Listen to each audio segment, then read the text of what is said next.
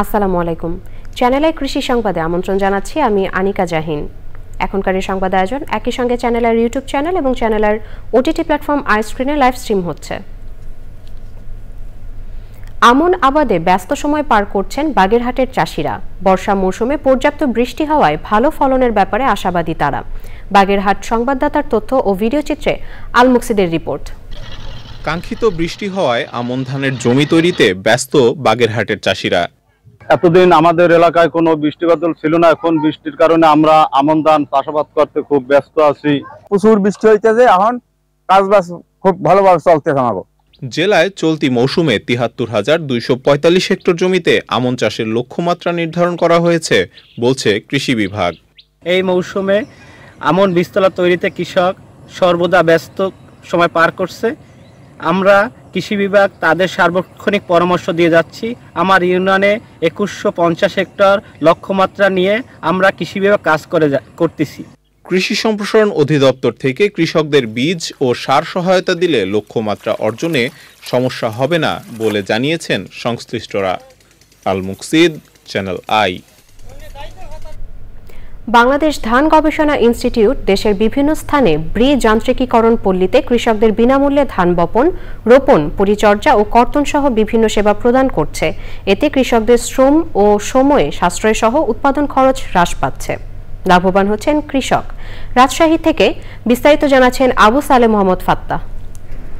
রাজশাহীর পবা ও গোদাগাড়ী উপজেলায় ব্রি খামার যান্ত্রিকীকরণ বিভাগের মুখ্য বৈজ্ঞানিক কর্মকর্তা ও প্রকল্প পরিচালক কৃষকদের বীজ বপন ও চারা রোপণের প্রশিক্ষণ প্রদান করেন।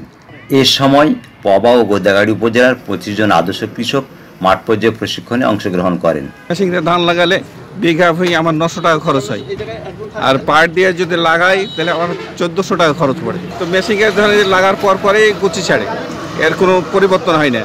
চলতে ভালো লাগে, সুন্দর ফাঁক হয়ে থাকে, ধান আমাদের ভালো হয়।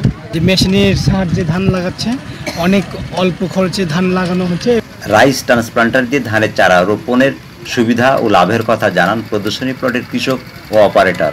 ১ বিঘা ধান লাগাই, সেটা মেশিনের সাহায্যে এটা মাত্র ৬০০ টাকায় আমরা এই ধানটা লাগাই দিই। লেবার খরচটা কম হয়, ধান লাইন হয়, অল্প সময় লাগে এবং ধানের ফলনও বৃদ্ধি হয়। বাংলাদেশ ধান গবেষণা ইনস্টিটিউট কৃষি যান্ত্রিকীকরণের মাধ্যমে দেশের বিভিন্ন স্থানে ব্রি যান্ত্রিকীকরণ পল্লীতে কৃষকদের বিনামূল্যে বিভিন্ন সেবা প্রদান করছে।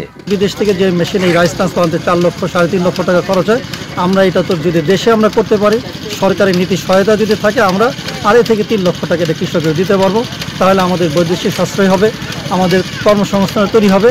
আমরা আস্তে আস্তে যদি গবেষণাকে আরও যদি চালাইতে পারি, আরও রিফাইন করতে পারবো, আরও কোয়ালিটির দিকে আমরা তৈরি করতে পারবো এবং কৃষকরা আমরা সেবা দিতে পারবো। সারা দেশে ব্রি উদ্ভাবিত কৃষি যন্ত্রপাতি দ্বারা চাষ করলে আধুনিক কৃষি প্রসার ঘটবে বলে মনে করেন সংশ্লিষ্টরা। আবু সালে মোহাম্মদ ফাত্তা, চ্যানেল আই, রাজশাহী। আম চাষে প্রসিদ্ধ নওগাঁর সাপাহারে শুরু হয়েছে ২ দিনব্যাপী ম্যাঙ্গো ফেস্টিভ্যাল।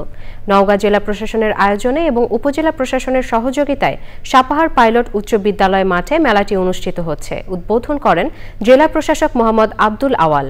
উপস্থিত ছিলেন কৃষি সম্প্রসারণ অধিদপ্তরের উপপরিচালক আবুল কালাম আজাদ ও অন্যরা। ফেস্টিভ্যালে রয়েছে দেশি বিদেশি বাজারে আম সরবরাহকারী প্রতিষ্ঠানের স্টল, আমজাত খাদ্যদ্রব্য, প্রক্রিয়াজাত পণ্য, চাষিদের প্রোফাইল এবং আমের নানা জাতের প্রদর্শনী। মেলায় মোট ৪০টি স্টল রয়েছে।